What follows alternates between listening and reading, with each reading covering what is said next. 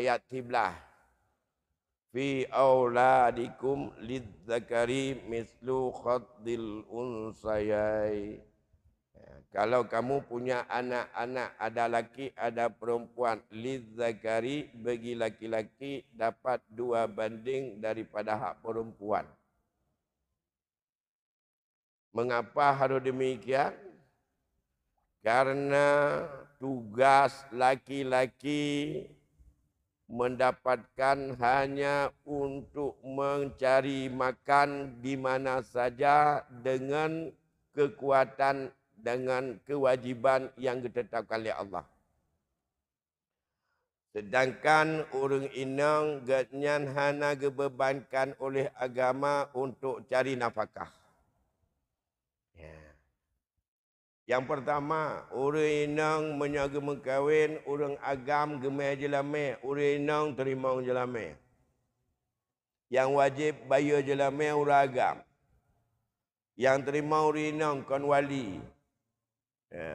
Menyaga wali kena pakai panjang laki izin ba anak tu. Karena yang kebanyakan jelamanya milik daripada orang inang. Ini darah baru.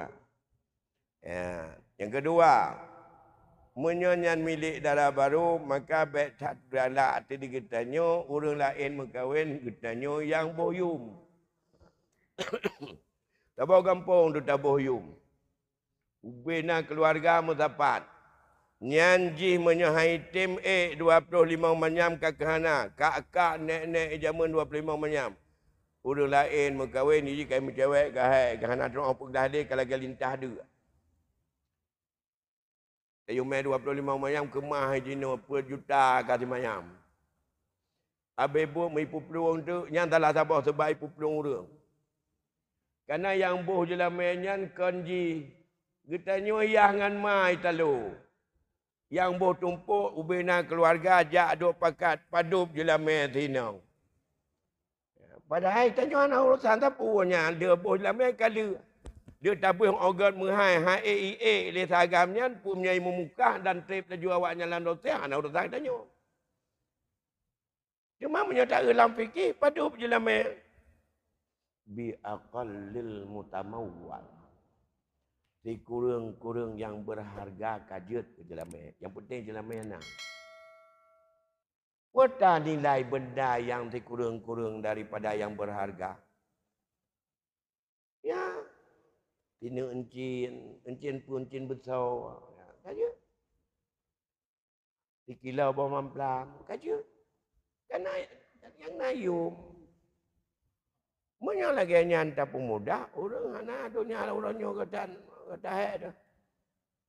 Menyonyan faktor. Baik sampai orang anak ada mengkawin. Dia mencewek. Terus menerus gara-gara. Padahal dalam hukum fikih munakahat.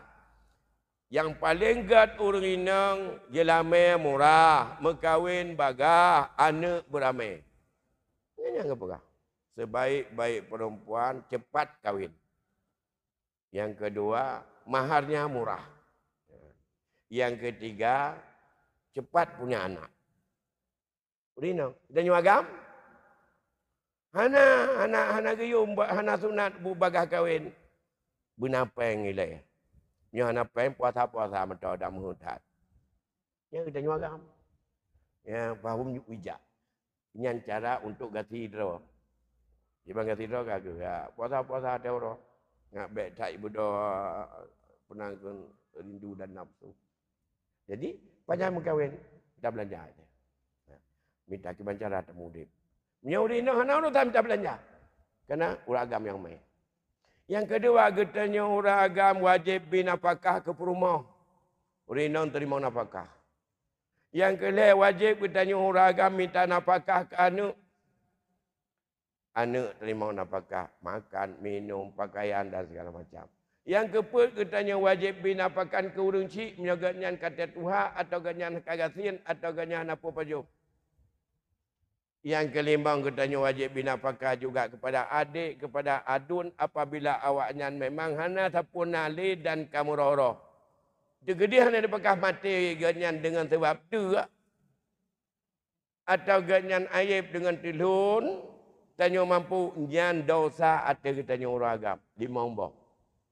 Bina kitab ni, dia nak buka asiat. Puata kewajiban urinong tentang minta apakah yang gayuh oleh agama mahana nung pita nyan ron dosa.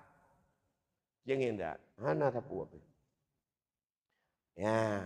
Cuma menyahana cuba bela ke orang agam. Oleh kerana kita lihat hikmah lainnya dari keadilan Allah. Wata gebi ke orang agam. Orang agam dia gebi daripada 2 banding perumah. Orang yang perumah di perumah kan yang menyai mengkawin untuk lain kali jemtemeng dari itu.